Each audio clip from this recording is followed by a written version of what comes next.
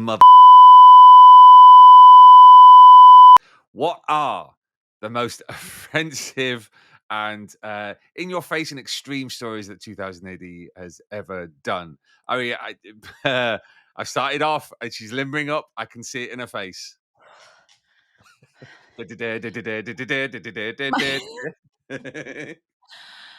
Mike, you absolute snail trail oompa loompa body.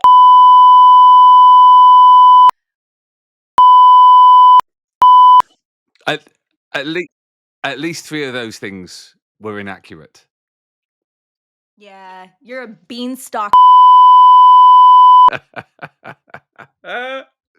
Yes, we're talking 2000 AD's most extreme and offensive stories on this episode. Welcome to In Orbit every Wednesday, athletes. Get 2000 AD now. Get.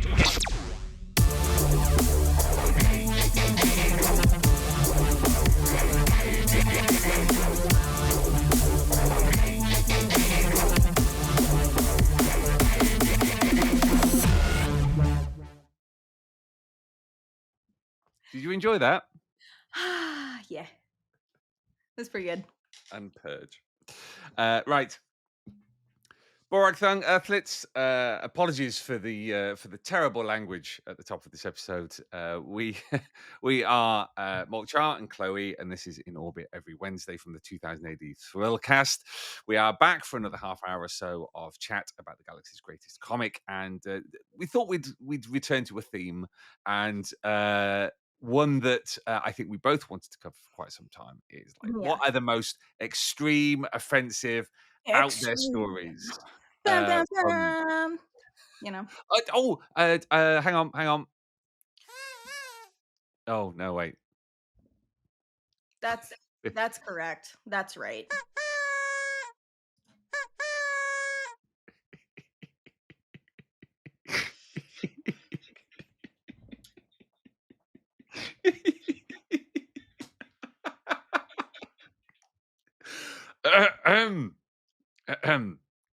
Apologies.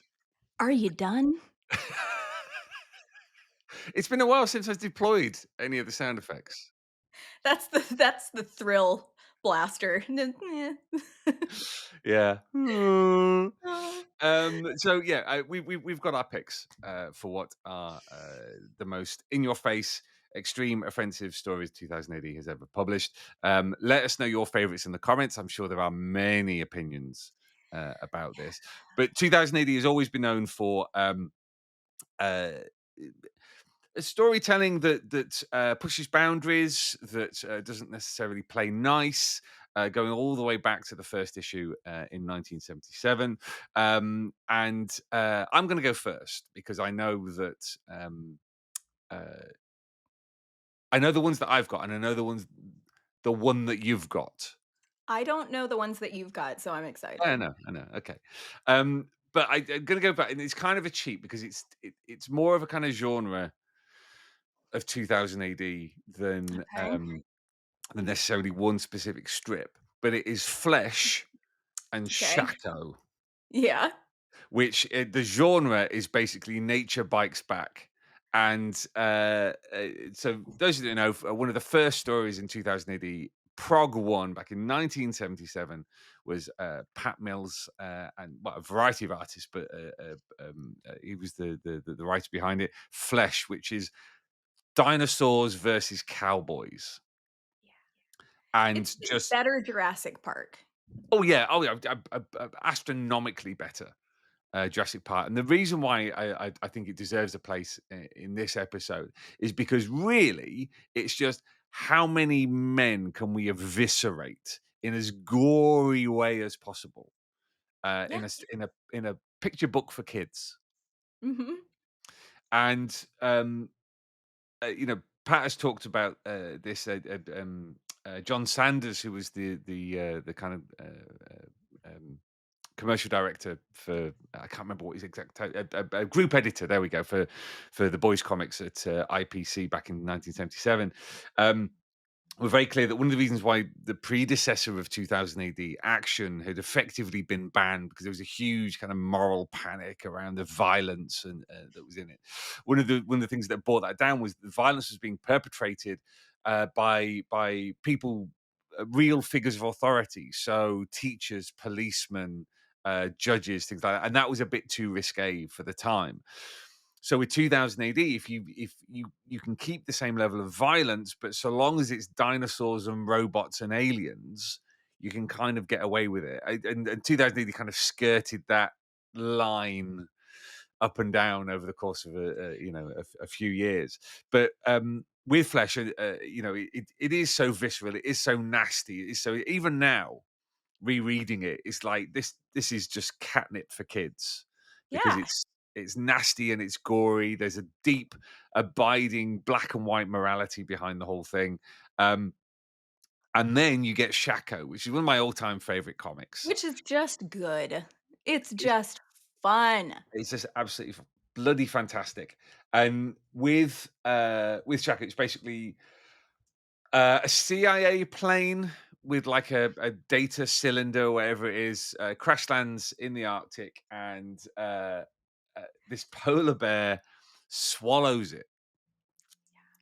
So he swallows this capsule, and what then occurs is this desperate attempt to try and recover this. I mean, the fact that the tagline for the strip is "the only bear on the CIA death list." I mean, it's just brilliant. And it's Pat Mills and I believe it was Juan Arencio. I'm probably butchering that name as I often do, but it was so amusingly gory. Mhm. Like people's faces being ripped off. Like Uh, every page. well, yeah, and Shako coming up through the floor and effectively, you know that he's biting someone's nads off. It doesn't necessarily have to show it, and Uh, I'm just reading those like the Wikipedia entries that the leader of this team, Jake K. Falmouth, vowed to kill Shako off the bear bit off his arm, a symbolic castration reminiscent of that undergone by Captain Ahab from Moby Dick. He's taken my gun arm, my killing arm. I'm only half a man now. It's just brilliant. This is a Like comic for kids. yes. That and you know what? It's one of those things where if you were reading it as a kid, it was probably, like, completely lost on you, and then, like but it ingrained itself. Yeah, yeah, You yeah, and understood later on. And there were other examples of the genre, things like Ant Wars, Yeah. which I had a lot of fun with. I actually reread that when it was reprinted in the Eagle in the late 1980s, um, and again, that's just giant ants snipping people in half, Mhm. which is an awful lot of fun. But just in terms of the kind of the extremity of this, what I like is it takes the horror of Jaws. I was about to say, you're in your Jaws moment with Yeah, all of it. yeah, and but dialing it up and not restricting the animal to the sea. Mhm. Because from a kid's point of view, the best thing about because as an adult, you go, well, the real impact of Jaws is how they kind of meet they eke out the violence. So it's the threat of Mhm. of the shark. But with when you're a kid, the joy of Jaws is the violence. Never mind all the boring bits where nothing is happening. It's all about where's the shark? I want to see the shark. So with Shako and Flesh, it's like you get to see the dinosaurs all the time. You get to see the polar bear all the time, and they're doing that gory thing. And it's just for me, they represent some of the most extreme Yeah. strips. Not just because of what happens, but because it was at the time when the comic was for 8-year-olds. See, now I want, like, another, uh, Shako installation where you get somebody doing the, "You know who I am, what I do for a living." Like, the whole monologue, that's what I want, and then it's I often, I think it was, I've talked about my pal Ollie before. He's a fantastic artist, and he did. I think it was a graffiti jam. He did an image of Shako, kind of curled up in a like a snow cave kind of thing, and then a lone individual with like a long range, like a sniper's rifle. Okay. And I was like, that's how you'd redo Shako. You'd make it a mano, one guy tracking one polar bear, climate change, etc., etc., etc. But yeah, that's that's my whole thing. But yes, so it's important to note we're talking extreme or offensive, not just Well, offensive I or think extreme. when you said, like, "Let's do most extreme 2000 AD strips," what I said to you was, "That's very subjective, Mike." Well, precisely, precisely. And that's why it's so appealing 'cause, Mm, extreme can be interpreted so many different ways. Extreme can be, things like Shako, where there's animals mauling each other, just absolute gratuitous violence. mm. It could be, you know, you could be any of the chopper stuff because it's extreme surfing. There's so many ways that you can interpret extreme. So Uh-oh, brace yourselves, my Earthlets. my only pick, I did not write anything else down. I just want to, like, briefly individually talk about all of the strips in the 1993 summer offensive.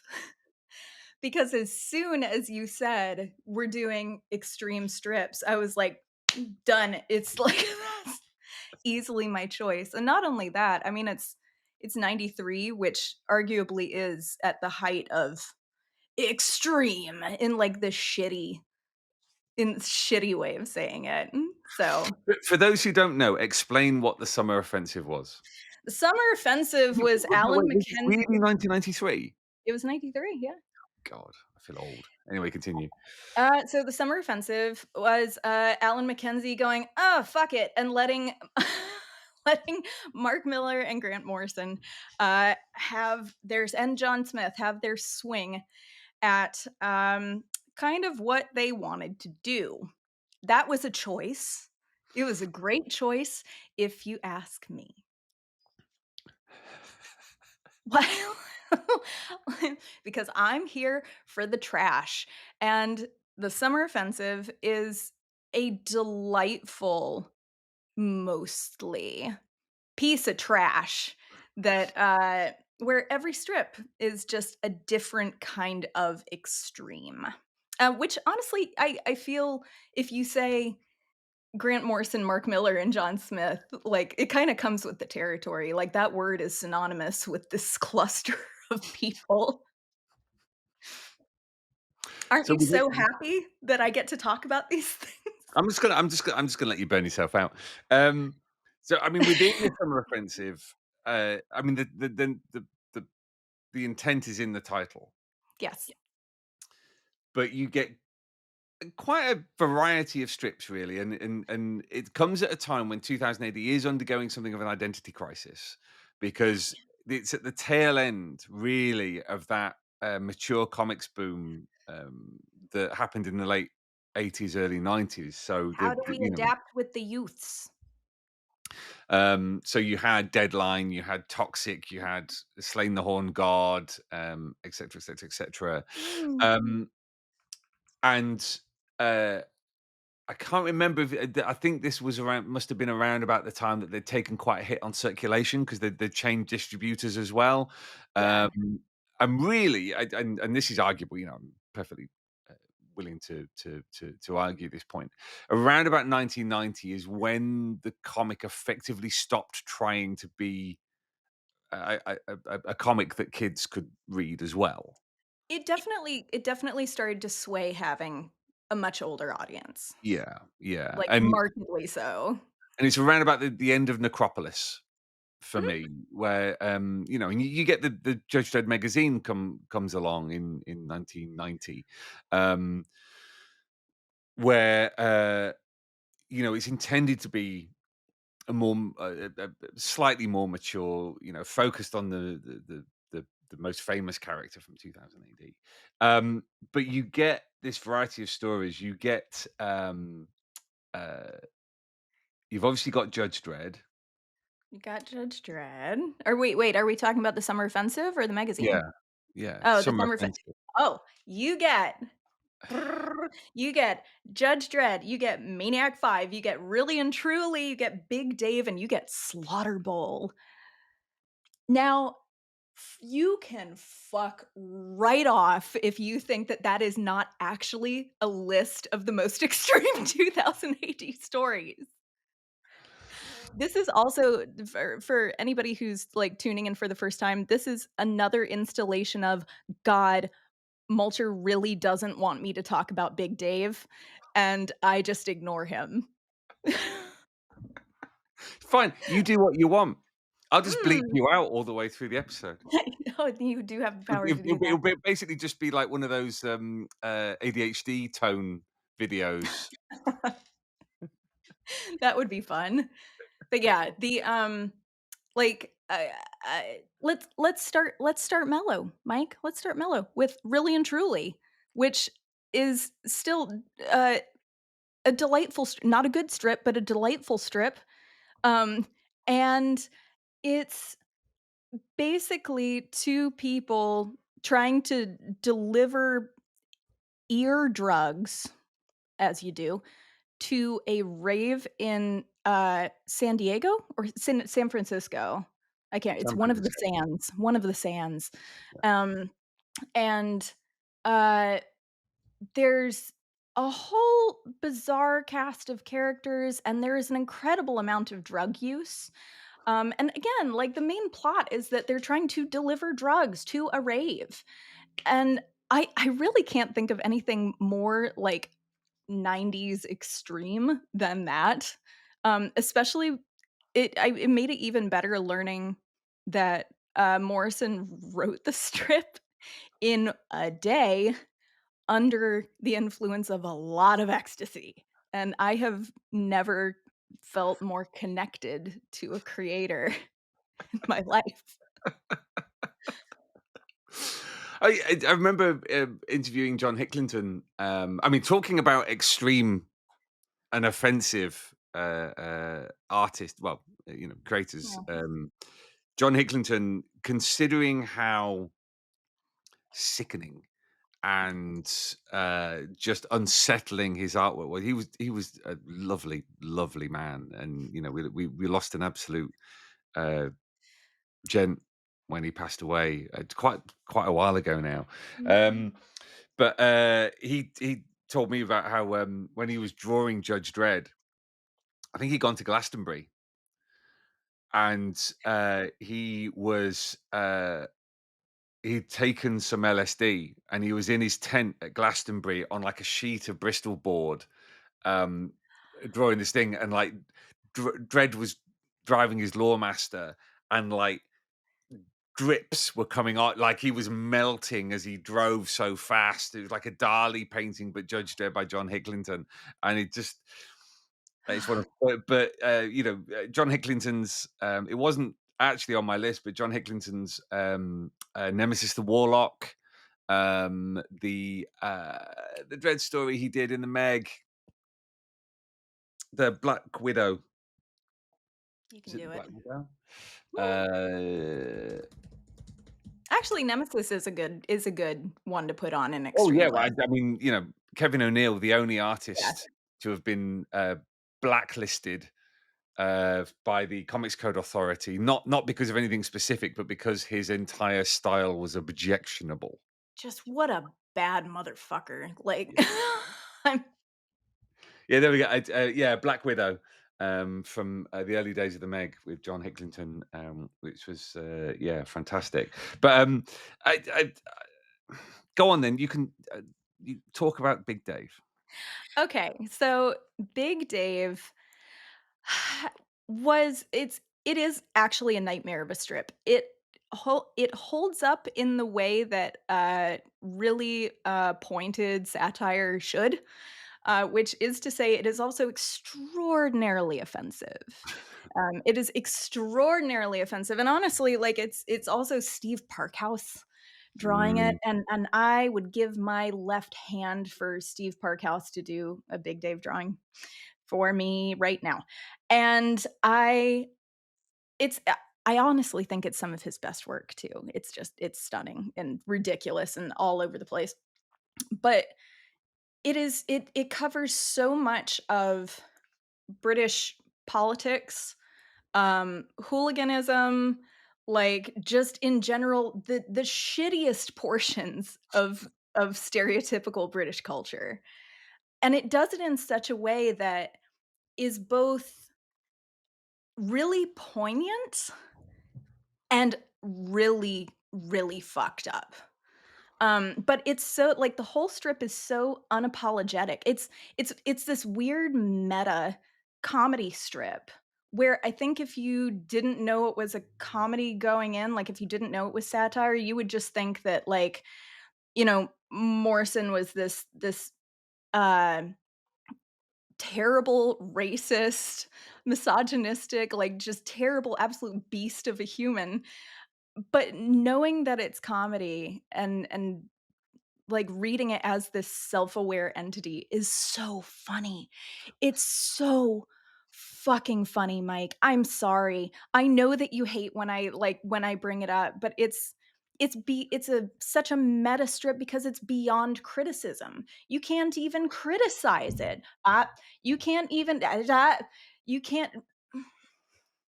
you can't you can't even truly criticize it because it is already criticizing everything that you would criticize. It is so fucking aware of itself that it just burns its own hole into the ground.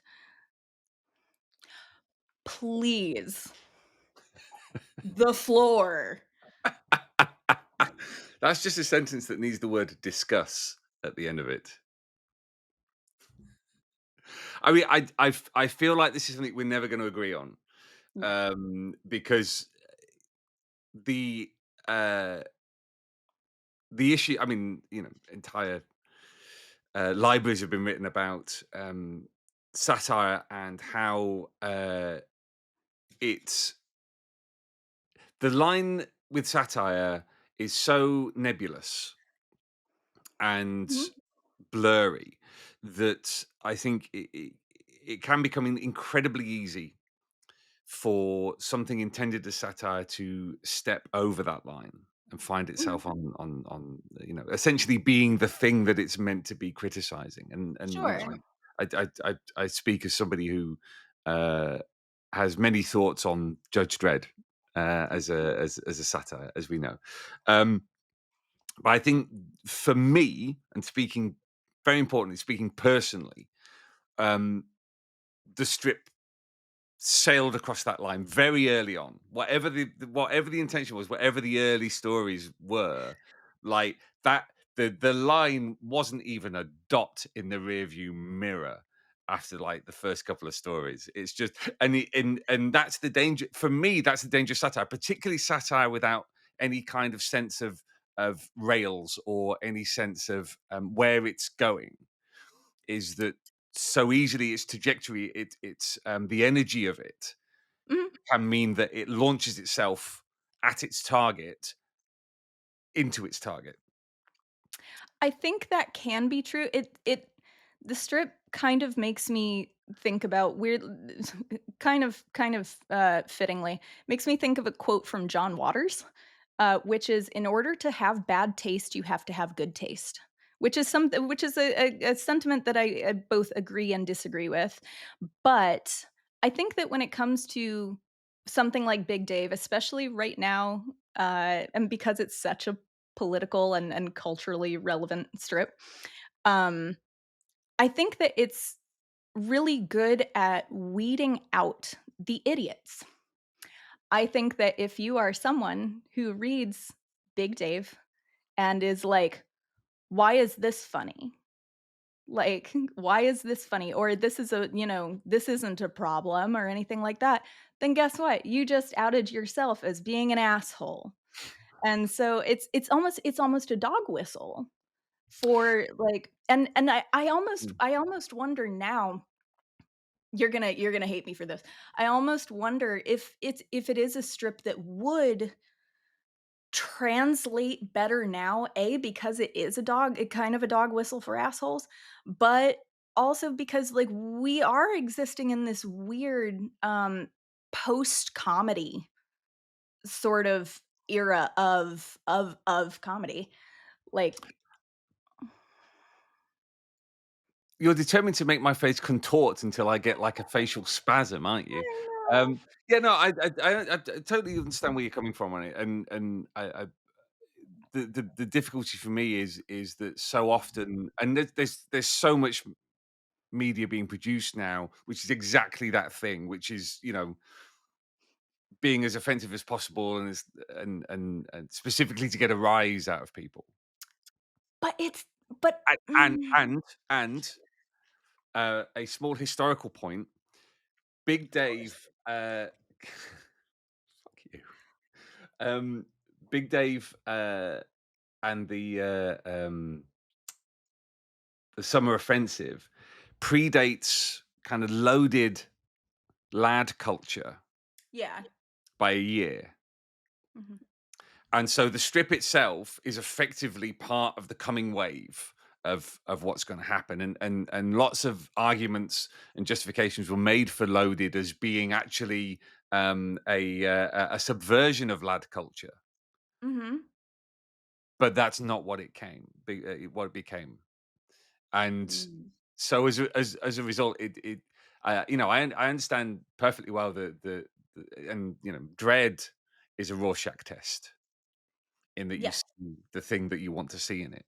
Um, but you then run the risk of being rewarded, or effectively being considered to actually be, and yeah, satire is a really difficult one to. I I will never see Big Dave as being a successful satire because I think it so quickly became the thing it was satirizing. Yeah, Um, we're gonna agree to disagree on this, but I am 100% going to plug the fact that if you go to thegutterreview.com, you can find the only interview that Grant Morrison has ever done about Big Dave and the New Adventures of Hitler with yours truly, and it's very, very good. That is easily one of the best interviews that I've ever done in my entire career.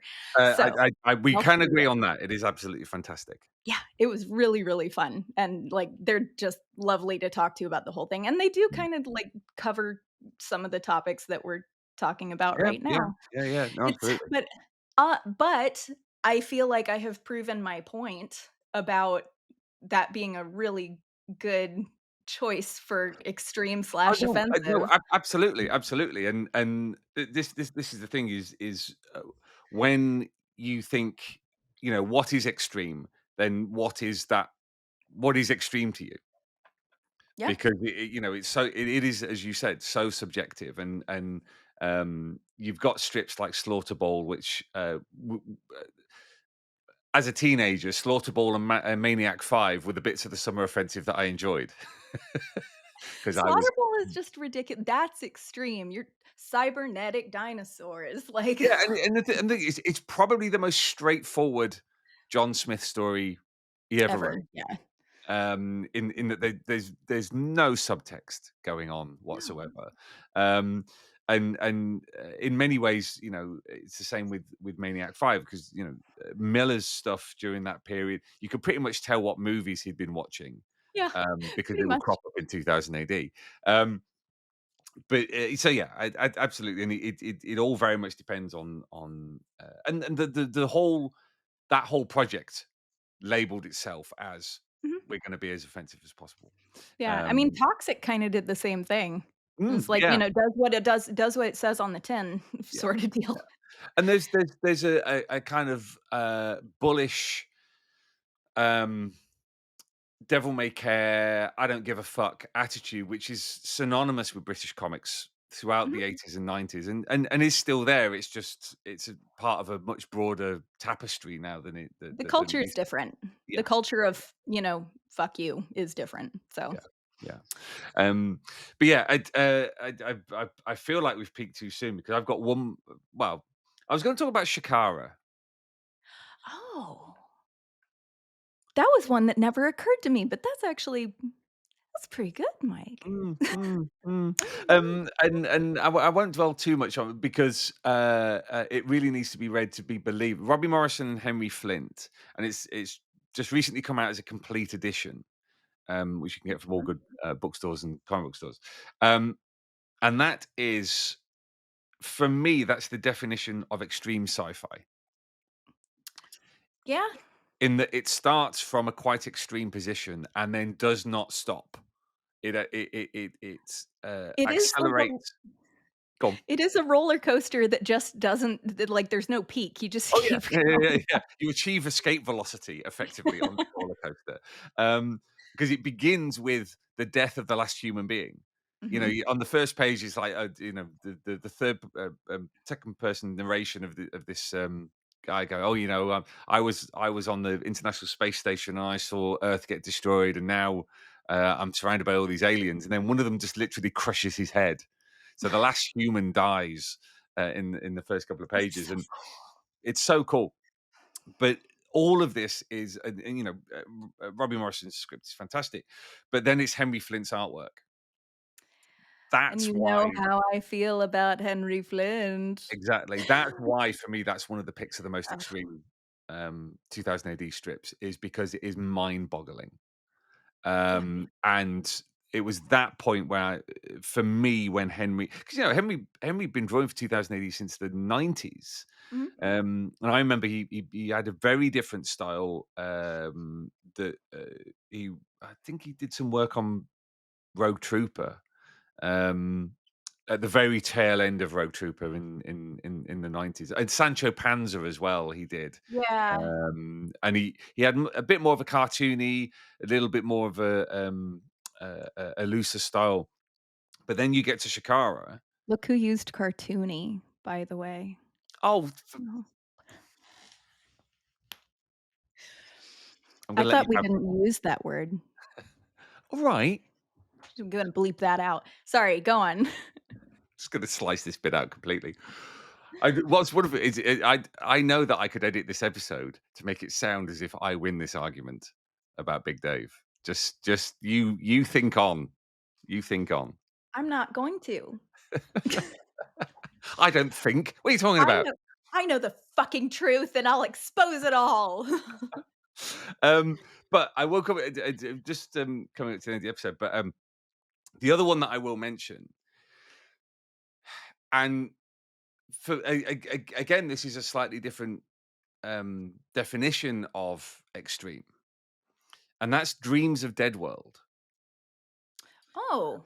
which is Dave Kendall and Keck W. And I bring this up because this is these are the stories that Fall of Deadworld, which is the ongoing series, came out of. Mhm, And if you don't know, basically, it's a series that goes back to the beginnings of the Dark Judges from Judge Dredd. So mhm. Judge Death, Fear, Fire, and Mortis. And it's never truly explained in the strips how they came to be as they are. I mean, the closest we get is the Third Life story from Alan Grant and Arthur Ransom, which is a Judge Anderson strip, and Mhm. also Judge Death, Boyhood of a Super Fiend, which is Which John is Wagner a and Peter delight. Doherty, which is wonderful. Um, but this is kind of a bit of an alternative take on the collapse of a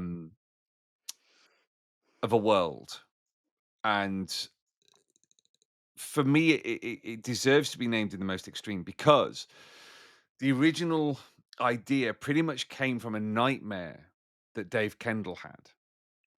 And he was the Oh, I artist didn't know on it, that. and he's got this very kind of um, he just fully painted artwork, and but it's all these sickly colors, and Mhm. he's very good at decay. And Yeah, Dreams he really Dreams of is. Deadworld are basically four individual origin stories for the Dark Judges, and they spin out of these because basically Dave woke up from this nightmare and immediately kind of painted these portraits. So fire is transformed less from a man on fire, but more one consumed by fire. Judge Mortis goes from being this kind of spindly figure to being, because he's got like a sheep skull. He's always had a sheep skull. It's one of the great design images by Brian Bolland. But now he becomes like this hunched over cadaver of a sheep. And it's all rotting and everything, and fear is covered in cobwebs, and it's just wonderful. And those stories disturbed me Yeah. in a way that 2000 AD hadn't done for a long time, because they just made me feel physically ill. So they're I'm pretty sure they're contained in the first Fall of Deadworld collection. I do recommend you seek them out, because number one, it's a great new take on the classic Dark Judges, but also this artwork. There's this. I'm not going to spoil it. I'm not going to spoil it. They're very good. But yeah, we've come up with different versions of extreme all the way through this episode. We've gone for offensive. We've gone from gory. We've gone from unsettling, and just kind of mind blowing. And it just, yes, I went for 2000 AD, but it just shows the kind of gamut of the last almost 50 years, that you've got all these moments, all these strips where you go, actually, this has changed how I think comics can work. Yeah. Yep. We keep coming back to that, which is, what a delight to be able to say nice things. The like, I mean, I'm actually really happy. I feel like that was a pretty decent smattering of what you Mm, can consider extreme. I'm really looking forward to seeing what our listeners think is extreme. I always enjoy whenever we do the themes and we ask people to put in the comments like what their yeah. interpretation of what we're talking about is, because like there are people who bring up stuff that I haven't thought about, Mm, mm, period. And it's almost a social experiment, like getting to see other people's, like people who haven't been working exhaustedly with 2000 AD for so long do like getting to see kind of a fresh perspective, especially from like such like awesome devoted fans mm. who do really think about this stuff. It's great. It's so good. And because it's subjective, it's personal as well. Yeah. So everyone has different reactions to certain things, and we've seen that in comments on previous themed episodes. Excuse me, where it may not be something that landed with me as a reader and as a fan, but it landed with someone else, and, Yeah. that's the That's just cool. Comics are yeah, neat. Shit. yeah, yeah. Like Can I make a prediction? yeah. I reckon fourth comment will mention the Space Girls. Yeah. Oh, please someone, please confirm this. Wonderful. Well, fascinating and wonderful as always. We're good at this, I think. We're A moment of hubris. not to big ourselves up too much, Yeah, but yeah. No, might be pretty it's always good. fascinating, and thank you to everyone who's come back to us about these episodes. We Yeah. really enjoy doing them, because this is what we talk about normally. It's just that Yeah. we record it and put it on the internet now. Yeah, lucky us. Lucky you. I hope everyone who is going to be at San Diego Comic-Con from today enjoys themselves. Make sure you go along and say hello to KLO-E, and pick up some of the fantastic bargains that we've got on the booth. But we shall be back in 7 days' time, Earthlets, for more from the Galaxy's greatest podcast. I've been Molch-R. This has been KLO-E. Splendid Verthrig. See you next fucking week. Can you bleep that part out? Oh yeah. I will. Get 2000 AD now.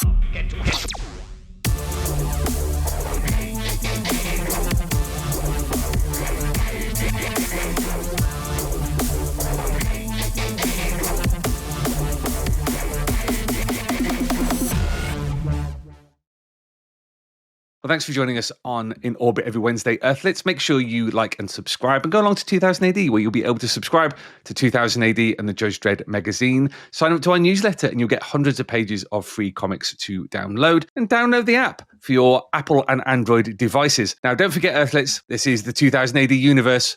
We just live in it.